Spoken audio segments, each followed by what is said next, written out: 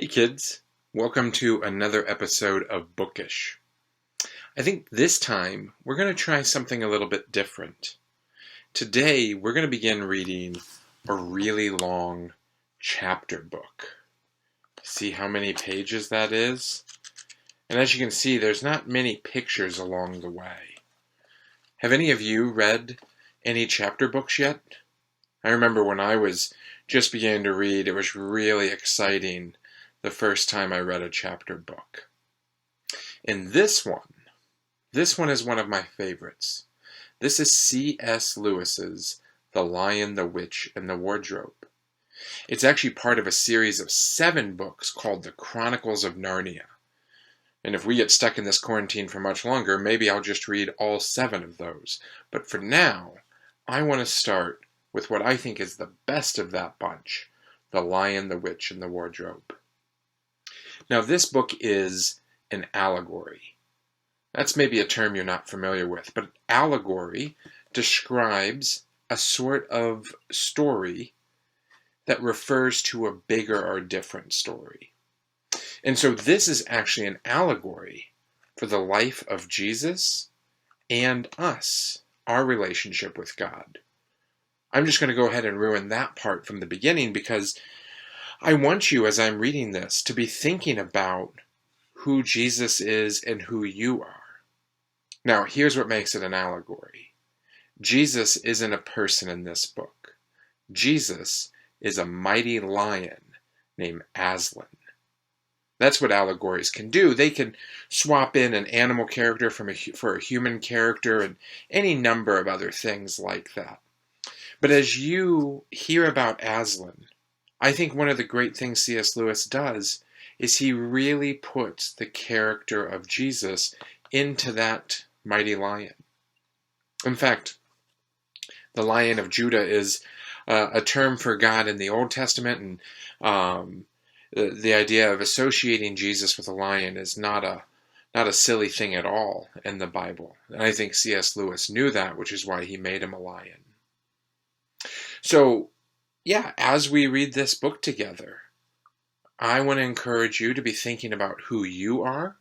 We show up in the characters, the 4 Pensive children, and want to and see who Jesus is in Aslan.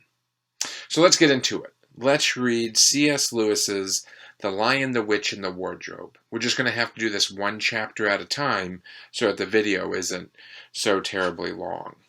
Chapters are about 10 to 15 pages each, and each one is titled. And so this is Chapter 1, Lucy Looks into the Wardrobe. Once, there were 4 children whose names were Peter, Susan, Edmund, and Lucy. This story is about something that happened to them when they were sent away from London during the war because of the air raids. They were sent to the house of an old professor who lived in the heart of the country, 10 miles from the nearest railway station and 2 miles from the nearest post office. He had no wife, and he lived in a very large house with a housekeeper called Mrs. Macready, and 3 servants. Their names were Ivy, Margaret, and Betty, but they do not come into the story much.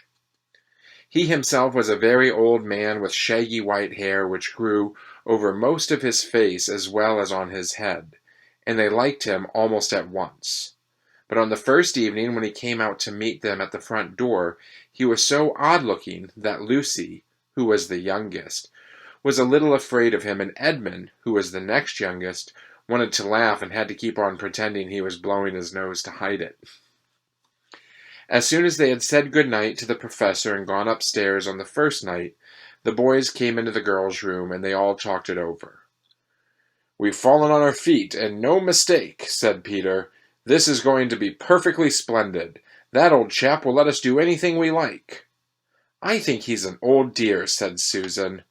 "Oh, come off it," said Edmund, who was tired and pretending not to be tired, which always made him bad-tempered. "Don't go on talking like that." "Like what?" said Susan. "And anyway, it's time you were in bed." "Trying to talk like mother," said Edmund. "And who are you to say when I'm to go to bed? Go to bed yourself." "Hadn't we all better go to bed?" said Lucy. "There's sure to be a row if we're heard talking here." "No, there won't," said Peter. "I'll tell you, this is the sort of house where no one's going to mind what we do. Anyway, they won't hear us. It's about 10 minutes' walk from here down to that dining room, and any amount of stairs and passages in between." "What's that noise?" said Lucy suddenly. It was a far larger house than she had ever been in before, and she thought of all those long passages and rows of doors leading into empty rooms was beginning to make her feel a little creepy. "It's only a bird, silly," said Edmund. "It's an owl," said Peter. "This is going to be a wonderful place for birds. I shall go to bed now. I say, let's go and explore tomorrow. You might find anything in a place like this. Did you see those mountains as we came along? And the woods? There might be eagles. There might be stags. There'll be hawks." "Badgers," said Lucy. "Foxes," said Edmund. "Rabbits," said Susan. But when the next morning came, there was a steady rain falling, so thick that when you looked out of the window you could see neither the mountain nor the woods nor even the stream in the garden. "Of course it would be raining," said Edmund.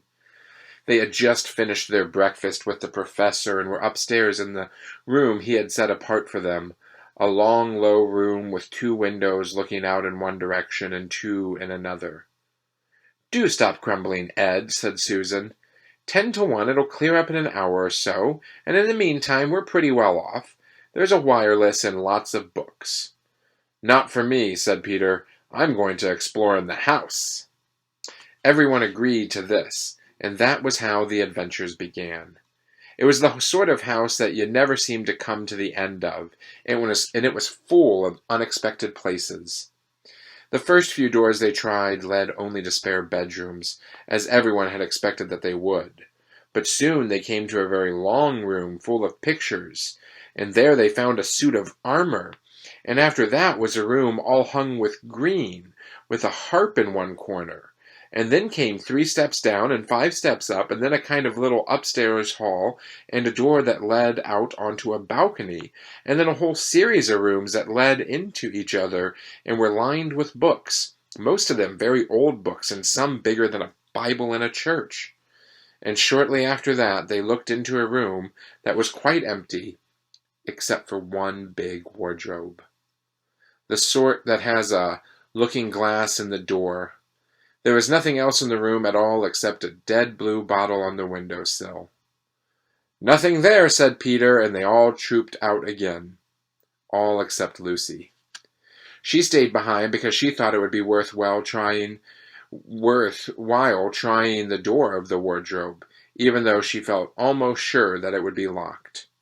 To her surprise, it opened quite easily, and 2 mothballs dropped out. Looking into the inside, she saw several coats hanging up, mostly long fur coats. There was nothing Lucy liked so much as the smell and feel of fur. She immediately stepped into the wardrobe and got in among the coats and rubbed her face against them, leaving the door open, of course, because she knew that it was very foolish to shut oneself into any wardrobe. Soon she went further in and found that there was a second row of coats hanging up behind the first one. It was almost quite dark in there, and she kept her arms stretched out in front of her so as to not bump her face into the back of the wardrobe. She took a step further in, then 2 or 3 steps, always expecting to feel woodwork against the tips of her fingers. But she could not feel it. "This must be a simply enormous wardrobe," thought Lucy, going still further in and pushing the soft folds of the coat aside to make room for her. Then she noticed that there was something crunching under her feet. "I wonder, is that more mothballs?" she thought, stooping down to feel it with her hand. But instead of feeling the hard, smooth wood of the floor of the wardrobe, she felt something soft and powdery and extremely cold. "This is very queer," she said, and went on a step or 2 further. Next moment, she found what was rubbing against her face and hands was no longer soft fur, but something hard and rough and even prickly. "Why, it's just like branches of trees!" exclaimed Lucy. And then she saw that there was a light ahead of her. Not a few inches away where the back of the wardrobe ought to have been, but a long way off. Something cold and soft was falling on her. A moment later she found that she was standing in the middle of a wood at night time, with snow under her feet and snowflakes falling through the air. Lucy felt a little frightened, but she felt very inquisitive and excited as well. She looked back over her shoulder, and there, between the dark tree trunks, she could still see the open doorway of the wardrobe, and even catch a glimpse of the empty room from which she had set out. She had, of course, left the door open, for she knew that it is a very silly thing to shut oneself into a wardrobe. It seemed to be still daylight there. "I can always go back if anything goes wrong," thought Lucy. She began to walk forward, crunch, crunch, over the snow and through the wood toward the other light. In about 10 minutes she reached it and found it was a lamp-post. As she stood looking at it, wondering why there was a lamp-post in the middle of a wood and wondering what to do next, she heard a pitter-patter of feet coming toward her. And soon after that, a very strange person stepped out from among the trees into the light of the lamp-post.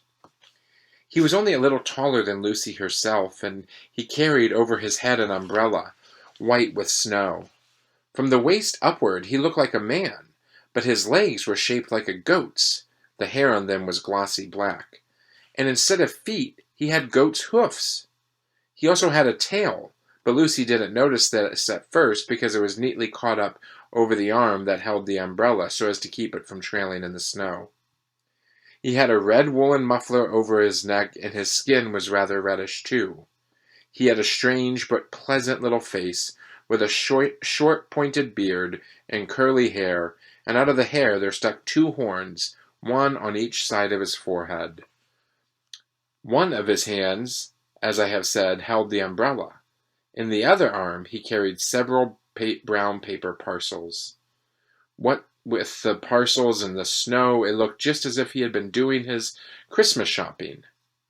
He was a fawn, and when he saw Lucy, he gave such a start of surprise that he dropped all of his parcels. "Goodness gracious me!" exclaimed the fawn. That is the end of Chapter 1. Come back soon for Chapter 2. Bye.